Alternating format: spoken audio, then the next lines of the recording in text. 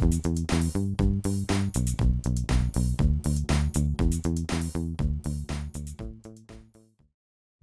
and welcome back to the Super Wall Jump podcast, where I talk to video game developers, to content creators, and everything in between. With me today, I have Lewis Spalato. Say hi, Lewis. Hey guys, what's up? Lewis, who are you and what do you do? I run the Spalato Bros YouTube channel, and I teach people how not to get taken advantage of because it's just such a massive problem in our industry. Too many people, especially the younger students, are just getting used and abused, and I can see it everywhere. And I'm sick of it. So something's got to be done, and that's just what I do basically. Yeah, you are a games freelancer, and from what I've seen on your LinkedIn, you do 3D modeling and game development. Yep, that's how I started. Initially I started in film, like yourself. I was doing a film course, and then I don't know. I just could not see a future. Could not see a future in it for myself. I don't know why. My brother did games, and I really liked what he was doing, so I went into games myself. And the uni course that I did was wasn't the best, I will admit. But again, my passion overruled everything, and that's one of the biggest things that I see students doing is they put their passion before their standards, and that's why they're getting taken advantage of because it's it's just such a big problem. Oh, I can't stand it. I mean, it makes sense. As with film, when you're working in an artistic industry, a lot of people that are doing it are very, very passionate people, and that's great.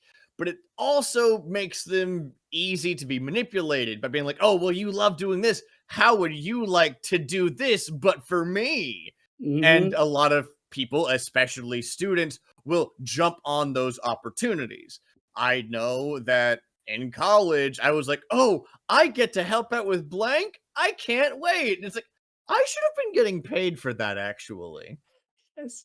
Yes, that's such the biggest problem. Volunteering, the volunteering culture has been pushed so hard on these students by these like people, these more experienced people. Okay, volunteering used to work in the past. 5 to 10 years ago, when you used to volunteer for a company, it used to yield better results. But now it's like because the job market is so screwed up, right? Working for free actually does more harm than good. Well, at least that's what I believe. How is the game's jobs market screwed up right now?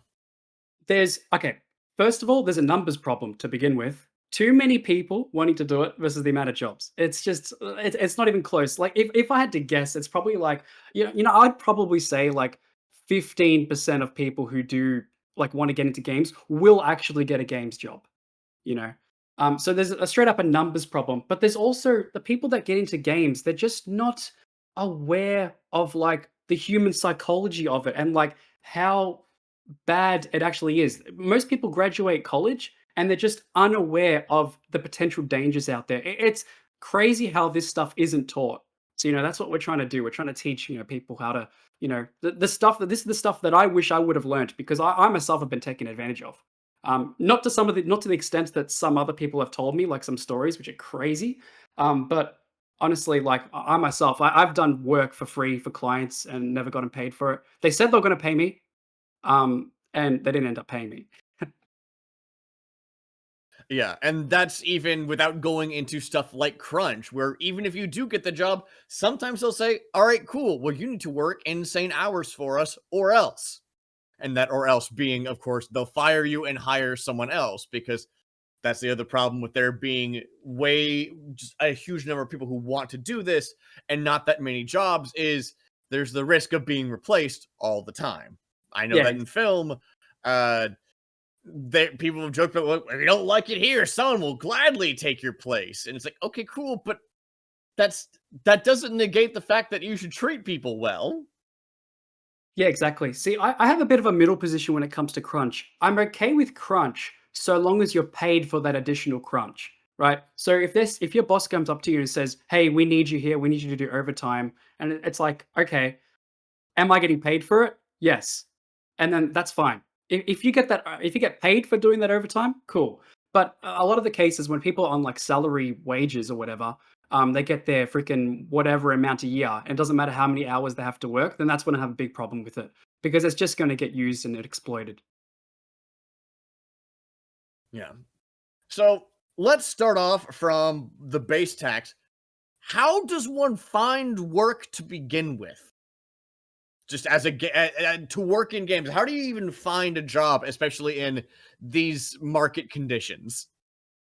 Well, you got to be like, obviously, everyone knows this. You got to be talented at what you do. You have to actually be able to prove that you can do what you say you can do. And that's why we have portfolios, right?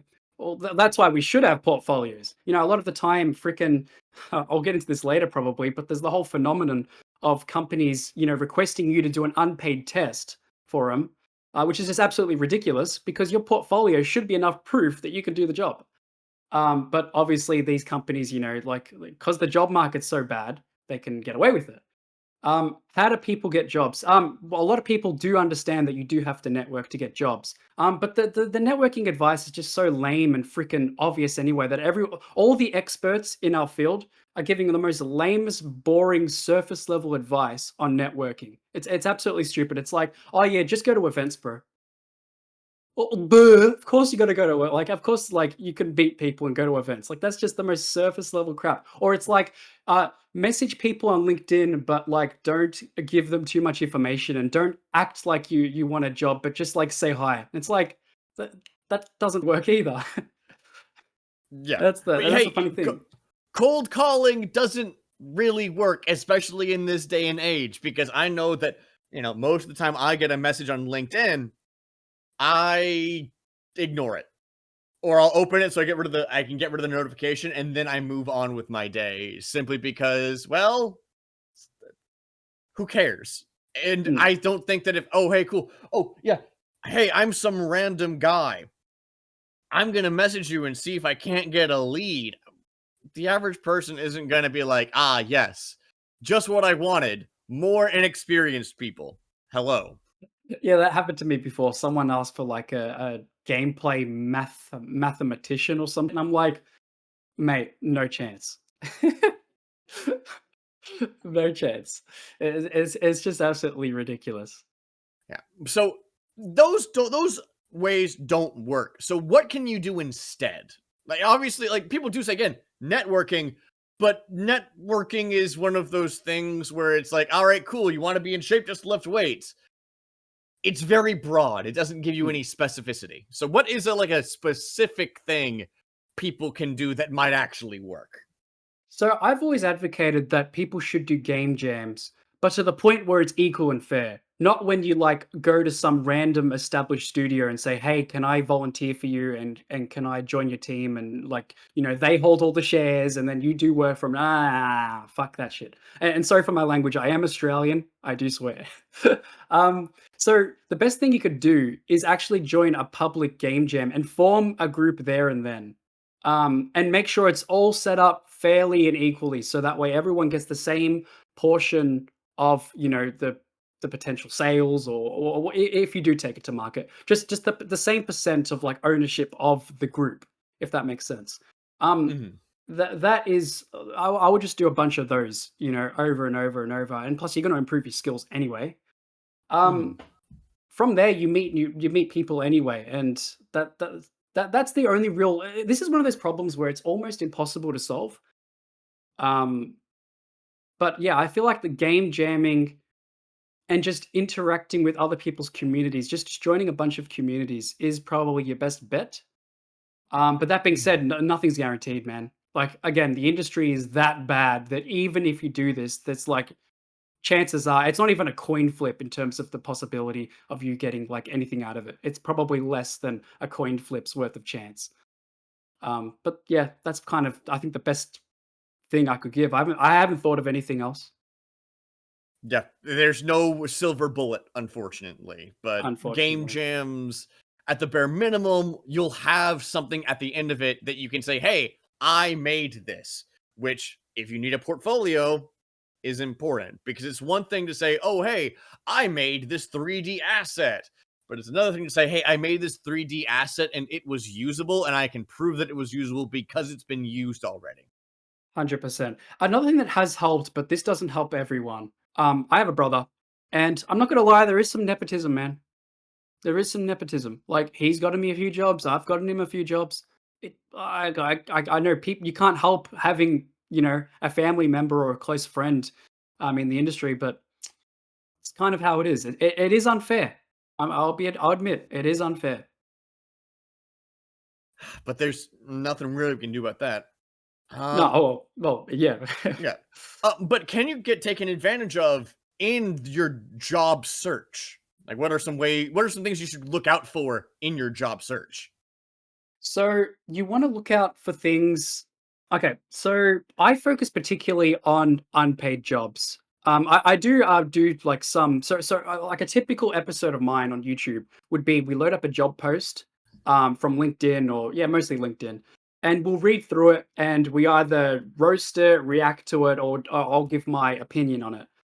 Um, Look, I'm of the thought if the job's paid and it's paid good, I mean, as long as it's within the law and not like super crazy, I'm okay with it. Like, if you want to treat people not the best, but you're paying well, then I can forgive that. But when you got this unpaid work stuff, there is so many red flags you got to watch out for. Especially stuff like you must commit a certain amount of hours per week to work unpaid, which is just like raises so many fucking red flags in terms of legalities. I always have to state that I'm not a lawyer because I'm not, just to Mhm. protect myself legally, just in case. But that being said, like some of the stuff is so fucking sus. So you got to look out for shit like that. Um, Stuff that could be illegal and like, again, it's like you're dealing with the unknown here. It's almost worth not taking part in it if it's that suspicious, but many people do. Yeah. Again, it's the culture. The culture. It's been taught. Again, it used to work. Like I said before, it used to work. 10 years ago. Um, and the advice made sense for the time. But the problem is a lot of people who do run these uni courses, they're still giving the same advice because they're not a part of the industry anymore, really. A lot of them are just like they've been at these universities for like almost 10 years. Um, and I've made a YouTube video about how university teachers don't even know how to make games anymore, which is true. I've had university teachers that I like. If you told them make this game, they would have zero. They would be starting from square one. They would have no freaking clue how to do it. You know, Mhm. that's the fucking funniest part about all of it. There was a teacher, for example, worked at Nintendo as a QA tester back in 2008. That was that was this person's last actual experience, and this person's, like, been teaching for this long, and again, they have no idea how to make a game, and I know that because we had to make a game for our capstone project, which is like our, final project that you do at the end of your course. He had no idea how to judge the game, right? And if it was good or not. He had no clue, and then that's how I knew that he wouldn't know how to make a game either. Ugh, absolutely Yeah. hilarious. Sorry if I'm being Have you full on or whatever, but yeah. Oh no, you're talking a lot on a podcast. This is terrible. Have you had any experience with crypto games or web3 games? I've seen the I cringe. Yeah, I've seen the cringe. It's but that is equally as bad because they don't even pay you with exposure. They pay you in their crypto that they've made, which is even fucking worse. Like we roast payment and exposure so much because it's bullshit, yes, but at least you may Mhm. get some like eyes on you. But when you get paid in like some arbitrary crypto and no exposure, that's actually worse. Yeah, because the thing about crypto is that it's an asset, and also there's no guarantee they're even paying you minimum wage. Hmm. Like, say someone's trying to pay you in Donkey Coin. Yes, Donkey Coin is worth 3 cents on the dollar, but hey, if you do well in this game, Donkey Coin might be worth 10 times more. It could be the next Bitcoin. And that's the promise that these people are trying to make to you, which is why you should not trust them. Hey, at least Donkey Because, Coin is worth 3 cents. A lot of these projects, they're talking about giving you crypto that doesn't even exist yet. That's yeah. fucking crazy to me. So, what is the end? Once you are able to find a job that is actually legitimate, what is the interview process like? And what are some more pitfalls that you should avoid? Like, say I'm Yeah. interviewing at Ubisoft, and I'm like, oh, I got the interview, mom. I'm so excited. Like, that's great, but there's gonna be problems. Yeah, well, for starters, never have I seen a one interview you get the job, especially at a AAA company. It's like you're doing 4 or 5 interviews, you know, and they're silly as well. Like the first one's like with the recruitment officer, which is just in my opinion, just a useless interview to begin with, because they can't gauge whether or not you have the skills for the job. They're just seeing whether or not you're a person that exists. But there's other ways to verify that. Um, They're and then also and then making sure that you're not completely crazy. yeah, yeah. That is also a thing. Like, all right, cool, okay, cool. You're in the interview and you're wearing pants. Great, which is a concern for some people. Yeah, and then they put you with, like, the person in charge of, like, the department, which is fair, you know, I get that. That interview, that is the true main interview. But then after that, you go into, like, a round 2 of the same thing because I guess they must have, like, doing hundreds of interviews with hundreds of people. And then you go into that round 2, and then it's the leader guy again, and then after that, you, like it's weird. Ubisoft does this weird thing where it's like and other AAA companies too, where it's like your final interview is like with the CEO or like with someone like the shareholders. That's the word. It's like, why do we need that thing? Like the share that shouldn't even be a worry for like just a worker. Like if you want to do like 3D art or programming for them, why does that shareholder meeting need to exist? The boss of the department should be dealing with them. It's just another useless interview. That's the biggest problem. It's interview hell. Yeah, and I mean that is also just the process of trying to find a job broadly these days. Is Mm. all right, cool. You're gonna have to go through a bunch of different interviews and hope that they like you consistently, And including some remember you. people that yes, but also they got to remember you in a good way and not a bad way. But I guess for those interviews, standard interview advice applies, which is show up 10 minutes early, make sure you brush your hair and brush your teeth, and if it's in person, try and smell nice. Make sure you're not looking at your phone the whole time. Make sure you know what they're going to be asking about. And if you can, get one of those like fun leather binder things that you can carry around with you because that does make you look a lot more professional. Yeah, it's funny, like the classic interview question of like, where do you see yourself in 10 years? And you know, you have to answer it in like you can't give the truth to that. You have to answer it in sort of like a weird way. But in like the back of your head, you're thinking, well, the games industry is doing really poorly. So in 10 years' time, you're probably gonna let me go. That's what I'm thinking in like that back of my head because of just all the layoffs that have just been happening. But yeah, there's just silly interview questions like that. It's just the interviews itself are just absolute hell. And then there's the tests again. AAA studios also a lot of them do these unpaid tests, man. They're oh man, I could talk about that for ages. How just What brutal are they these are. tests? So, okay, so I'm an artist, so I'm going to sort of give an artist example, but it does happen to programmers and other people in different fields in the industry.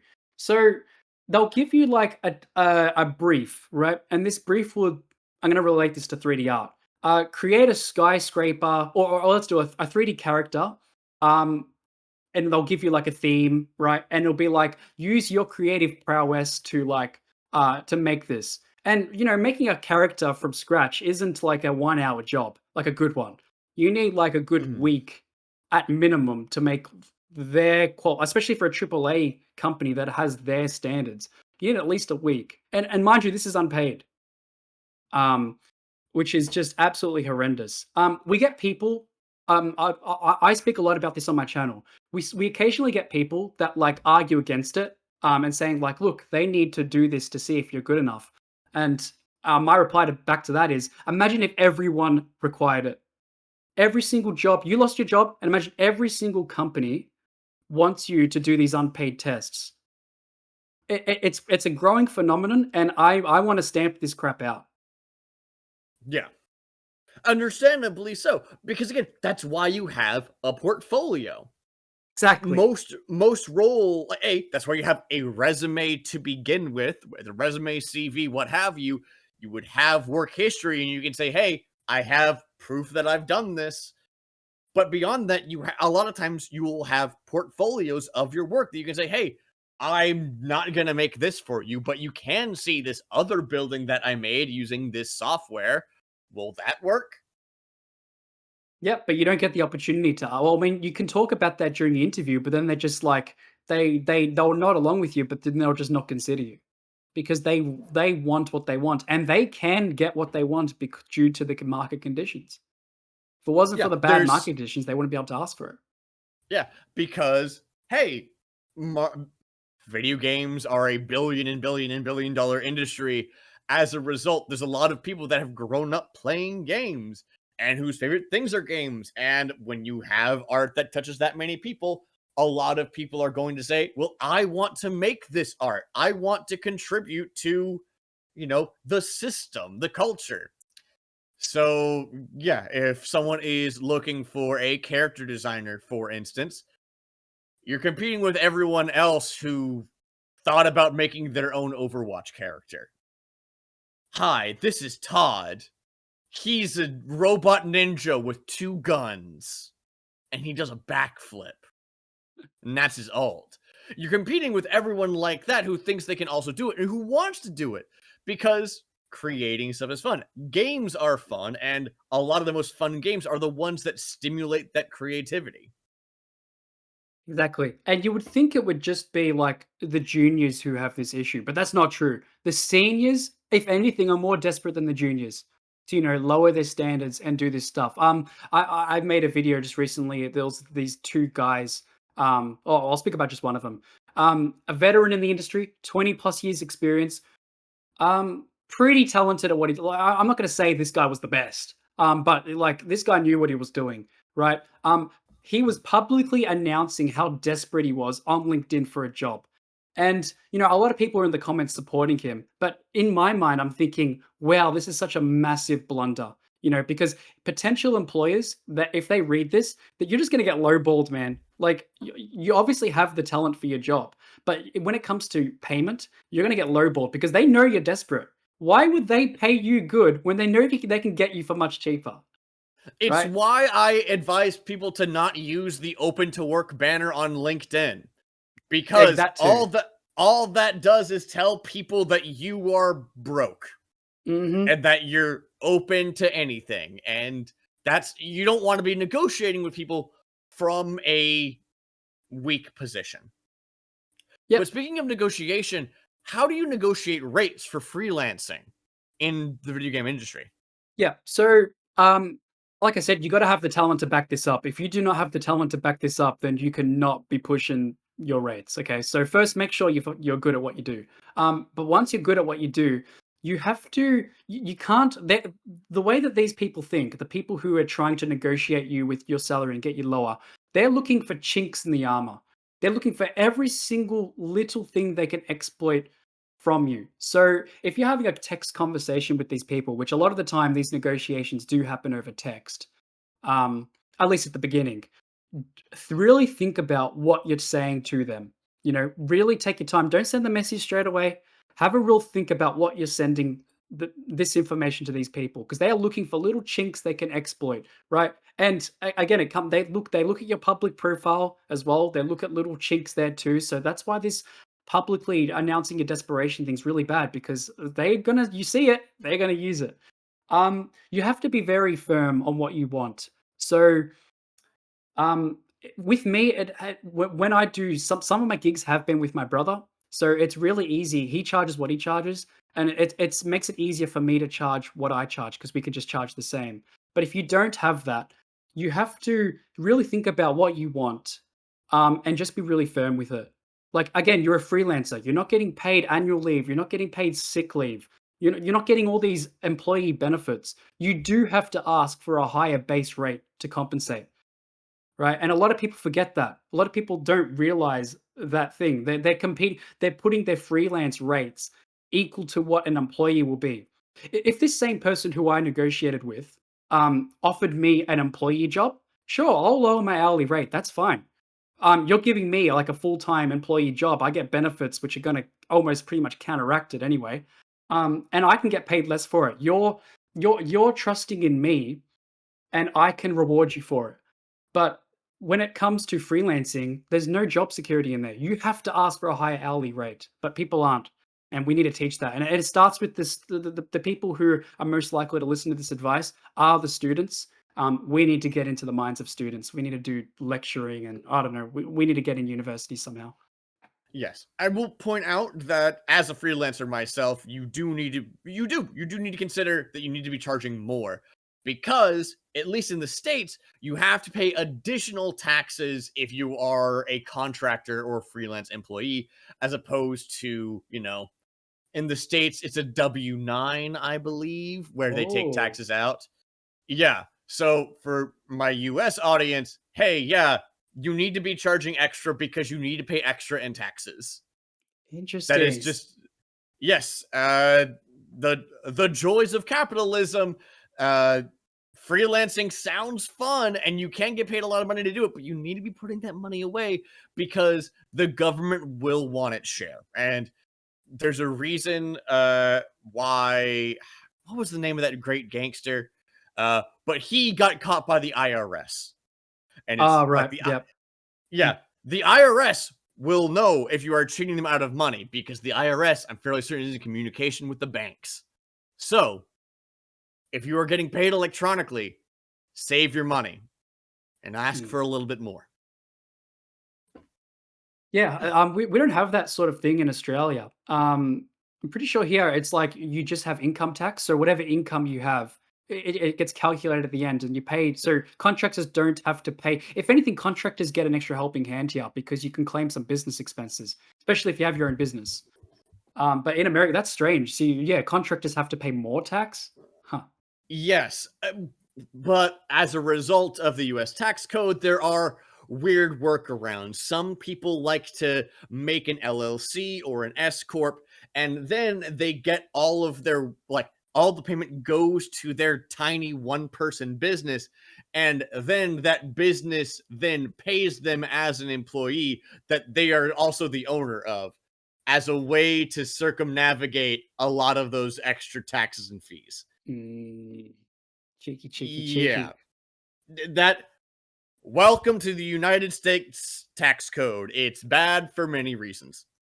Yeah, well, Um I'm disappointed in it. The Department of Labor, I've reported some of these companies that are doing the wrong thing and exploiting unpaid workers, and the Department of Labor are just clueless. They're absolutely clueless. There's no, they don't function correctly. They're not, and they don't seem like they're very serious. So even I've had some experience with some with how the US does things. yeah. Um but how do you also try and be a freelancer and convince people of your worth in the age of AI? Hmm. Because if you are a programmer, if you make 3D assets, if you make 2D assets, if you make music, what have you, AI, there's probably some sort of AI tool that is also competing for that spot. So, how do you make the case to prospective employers that they should hire you, a real life flesh and blood human instead of a robot? Yep. Well, when it comes to 3D art, there's a lot of people online. I'm going to be honest. AI it isn't hasn't cracked 3D art yet, and not even close. It might happen. Like I actually do believe that it will happen. It will crack it. But it hasn't cracked it. So like a lot of people online, that are I understand the worry to be worried that in the future it could or probably will happen, but it hasn't cracked it yet. So when it comes to me convincing clients about my work, that's not even a thing that they talk about. They haven't mentioned AI.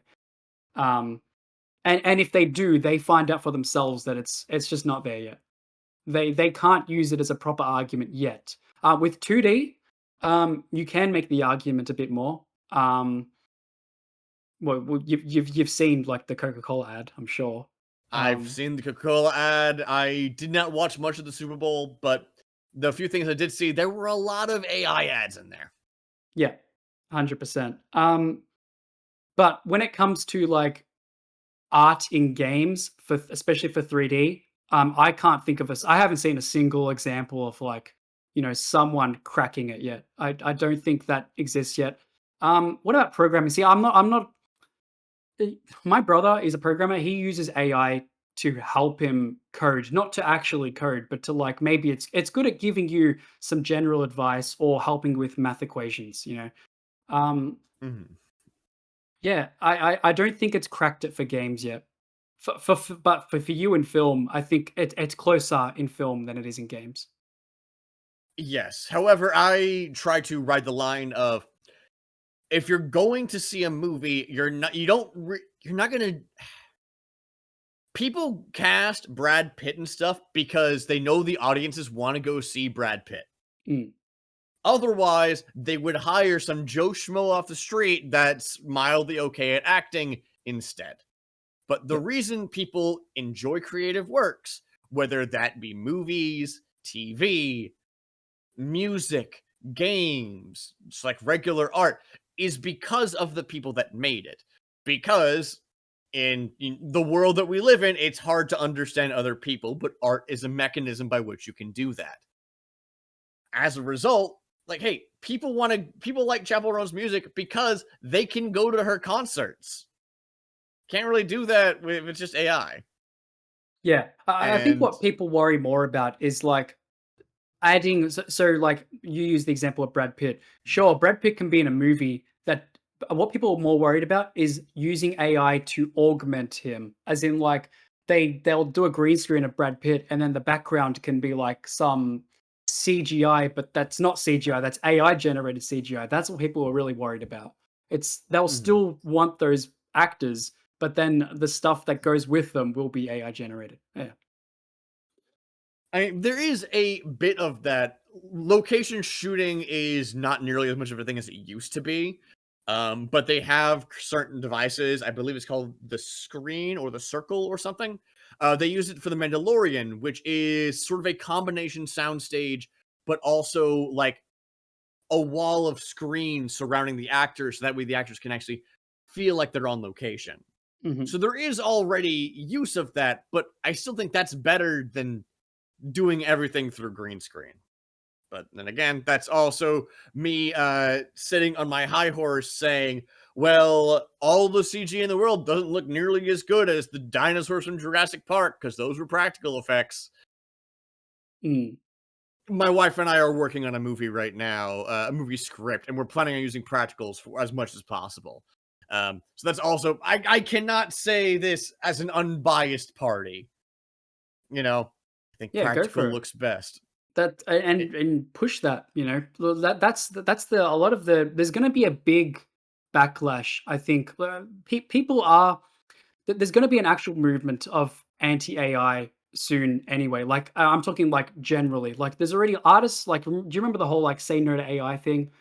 That, like, I've seen movement? plenty of it all over the internet. Yeah, so there was that, but it hasn't really gone like, the general public hasn't done that yet, and I feel like the general public is going to do that eventually, and there's going to be a big return to, like, human like, verifiable human-made stuff very soon, especially for music as well. Music's oh my god, music's so bad. Yeah, I have personally seen people starting to push back on AI in lots of ways. People say AI just looks bad. Like AI, has that extra glossy effect on it or has that like subtle yellow filter. Mm, Um and people notice this and they know that AI in a lot of cases is free. So consumers are now looking and some of them are saying, "Hey, if you're using AI advertisements, that means you're cutting corners. And if you're mm. cutting corners by using AI, what else are you cutting corners on?" Yeah, Add on they to that many workers who have been like tasked with using AI in the workplace have not seen their lives get easier because they're being forced to use AI that slows them down. Uh, yeah, even we're more work. Yeah, you don't just have to do your job. You now have to also try and get an AI to help you with this task, and then sometimes tell your boss how you got AI to help. And AI can theoretically be useful, but AI, from what I understand, can also be like a 3-year-old and not work with you that much. And sometimes give you just complete crap straight out of the gate. Yeah. Tying this into the exploitation of devs, AI is a component that has prompted devs to lower their standards. So there's a lot of people that believe that volunteering for a for-profit company is like required, right? And one of the factors of that is AI, right? Because like to be honest, why would a company want to pay for AI when it can just get free humans to do the work too? So it's like unless the AI is free, having free humans is actually technically better than paying for an AI to do it, unless it like gives you like something out of this world in quality.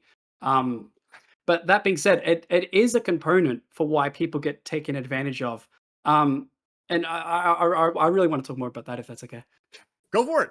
Yeah, so there's many pros and cons to it actually, but like some of the main cons is like when you work for free, it actually doesn't just harm yourself. It can actually harm everyone else, right? Because it can potentially deny someone else a paid job. You know, if you're a guy and you want to make this game and you're really really passionate about it and you're like, "Oh yeah, I need some people to help me out. Like I just can't do this." So you look in the market and you're like, you first start looking at like actually hiring developers and you see the pay rates and you go, oh yeah, fair enough, fair enough. But then you get influxed of like people saying, hey, I'm willing to do this for free. Hey, I'm willing to do this for free. Hey, you start to ignore and forget about the people who, you know, initially were offering themselves in a pay in some sort of payment. You know, so like the fact that people are offering themselves for free could deny someone else a paid job. Not just that. All right, I'll give another reason why it's bad. So, and I think I might have spoken about this before. You're an employer, and you see you have a resume, and you see volunteered at so and so, volunteered at so and so, volunteered at so and so. Um, in your mind, again, they're trying to get chinks in the armor. In your mind, you're thinking, well, you valued yourself at $0 an hour here. Why wouldn't you accept minimum wage? Why wouldn't you do it? Well, they probably would because anything's better than 0, right? So, it's just it's absolutely crazy. And okay, and how it defeats so that those are examples of how it could defeat yourself and other people. But what I find a lot is whenever humans have this coping mechanism where if you're working as a volunteer for a company, you actually in yourself feel satisfied that you're working. So you're actually distracting yourself from applying to actual paid jobs because you feel like you're working, you know, but you're not getting paid for it. But it does satisfy that human instinct to do something. So and that's why like and AI is a component of it, right? And then that's how I'm tying that up. See, I'm like a loose tie person. I don't even know what the freaking saying is, but yeah, I like to do that. All right, let's talk about another thing actually as well. Contracts. So I've actually made the mistake, um, and this wasn't taught to me, and I wish it was taught to me. Um, Starting on the work before you sign on a contract. So client has something they want you to do. They ask you if you can do it. You say yes. They ask you, hey, can you like what can you do? Like I want to see. You start doing the work, and then they change, and then you finish the project because you're stupid enough to finish it, and then they change the terms. They might even initially say, "Oh yeah, I'm thinking of paying you maybe like anywhere from like 300 to $500 for like this job." And then once you finish it, yeah, the budget's sort of changed a little bit. We can only offer you like 120 ish. It's like, whew, and that's why you should always get a contract signed before you start working. And that's something that I am going to make an effort to teach to people because I've fallen for it and many others have too. Contracts are important. And there's a reason why people don't want to do them is because it holds everyone accountable. And it's scary too. Like the concept of a contract is very scary to people. Yeah.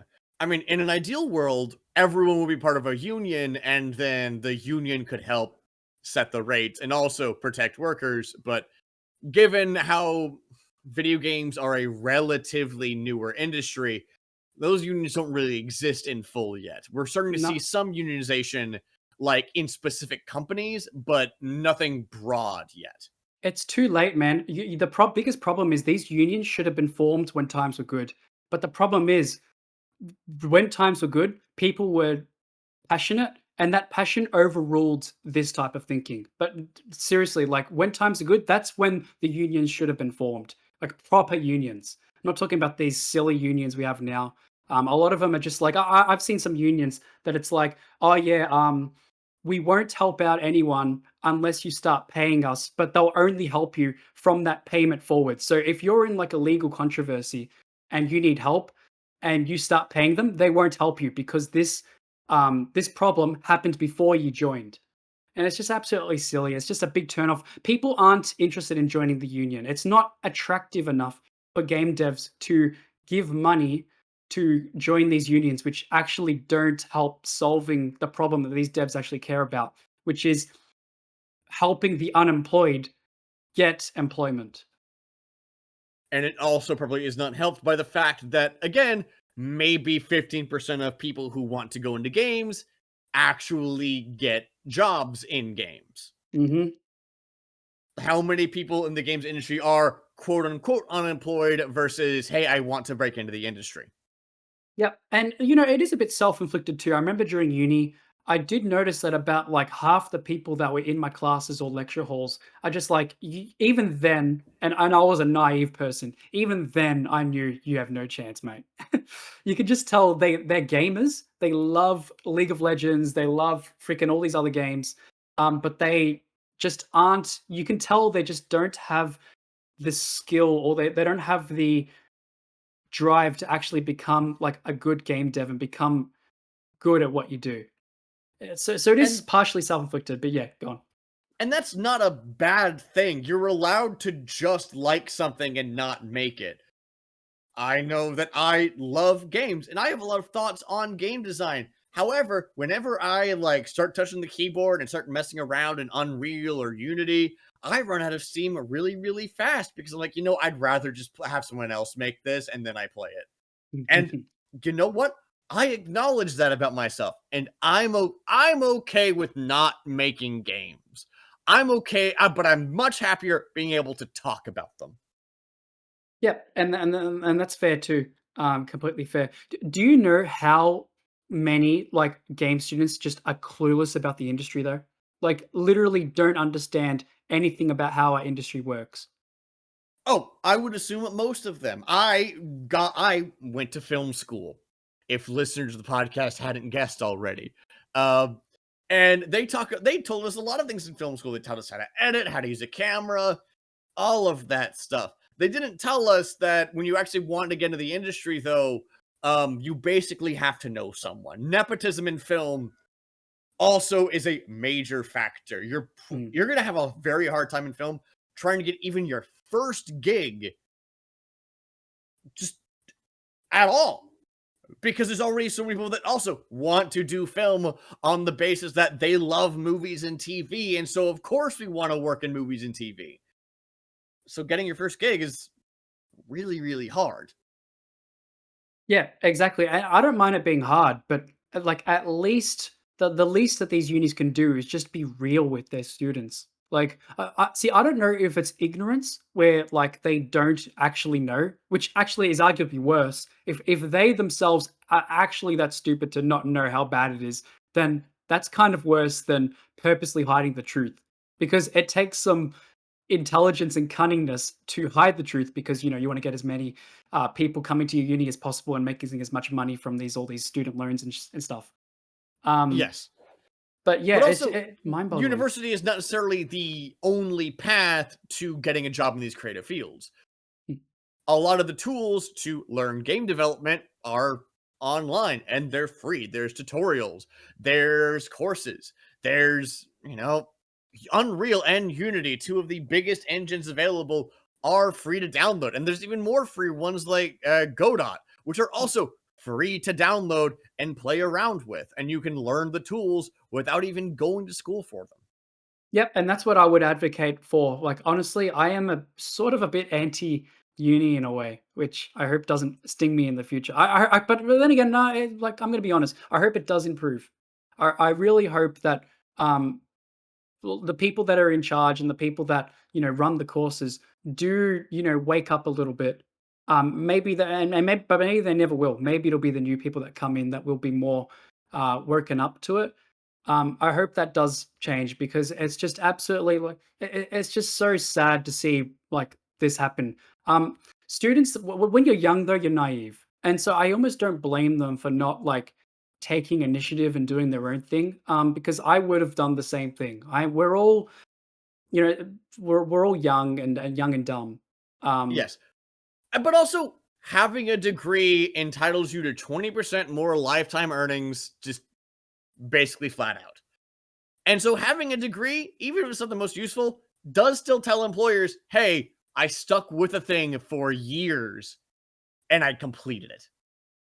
Which I do mm, think there is still, even in a quote unquote worthless degree, there's still value there because you still prove to yourself and the world that you could get a degree, which is something that most people don't have. I know in the States, only 40% of adults have a college degree. So just by having a college degree in the States, you are in the minority. Yeah, I think it does help. What I will say though, I think it helps slightly less now versus like something like 5 years ago because I am pretty confident that when I got my first job, that my boss did see that I did the degree, and I think that had a little bit of a effect on picking me for the job, out of the people that he had options. But I will say though, it is important. I think you're 100% right. It does actually help, but it is helping over time slightly less, if that makes sense. Mhm. I think that there should be some sort of work study program available. So that way, or rather, no, we can go back to the very beginning. If you want to try out game dev, you should do a game jam. Mm, You should go and find other people that are similar to you and try doing a game jam. Because if you try the game jam and you don't like it and you have a very bad time, then maybe you shouldn't work in games. 100% on that. Yeah, +1, and plus you don't even have to be good at like finding other people. The events that I've been to, they do a really good job. They're actually really good at putting people together and just creating an environment where people want to actually interact with each other. I've never really had a problem with any of the organization is top notch, and I'm pretty sure yeah, it's really really good. Yeah. So, really, the overall takeaway is make sure to value yourself and find people that want to do the same stuff you do. Mm, Because I guarantee you that there are other people that listener, that also want to make games. So, so even without a union, we can still support each other. yeah, And we got to maybe start one with a day we can movement. have a union worth supporting that helps everyone. I would love honestly, I actually am slowly liking the idea of starting my own union, but we can't do it yet. It has to start off as a movement. Having a union is useless if you don't have like a powerful movement behind it. So Yeah. starting off as a movement first, say no to unpaid work. That's what I'm gonna. I don't, that's probably not what I'm going to call my union, but that's going to be one of the Mhm. main. That's the movement, the message. Because it's again, it's at the fault of both sides. There's the worker who needs to raise their standards and not, fall for any of this exploitation. But also, there's the employers who are taking advantage of people. There's some ignorant, evil people out there. So we need to make sure that they're put in place. And that's what we do Yeah. with our channel. So I don't know if you know much about what I do, but like, I do make videos like roasting particular companies who do this like unpaid work stuff, and I really Mhm. like. I react to their job posts and I really put them in place, and the system works. Because whenever you Google that company's name, what's it going to come up with? My video. Ah, this job posting has been roasted, which is it's good. You're doing your part. So, Exactly. if people want to see more of you, what's the name of that YouTube channel one more time? Spalato Bros. Spalato, and then just Bros. A lot of people struggle with my last name for some reason, but oh.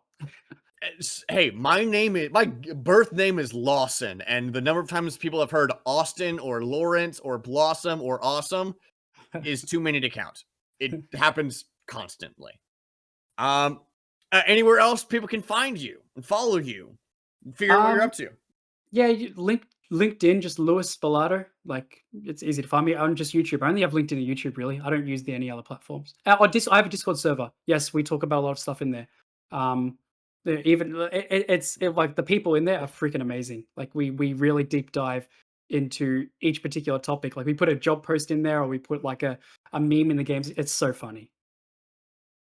Awesome. And as always, listener, thank you so much for listening. If you enjoyed this episode, please tell your friends. I don't have the money to advertise this show anywhere. So, really, all I can rely on is you, the wonderful listener, the incredibly gorgeous, handsome listener who is probably listening to this. I need your help. Tell people about Super Wall Jump, and we can make this podcast last forever. Yeah.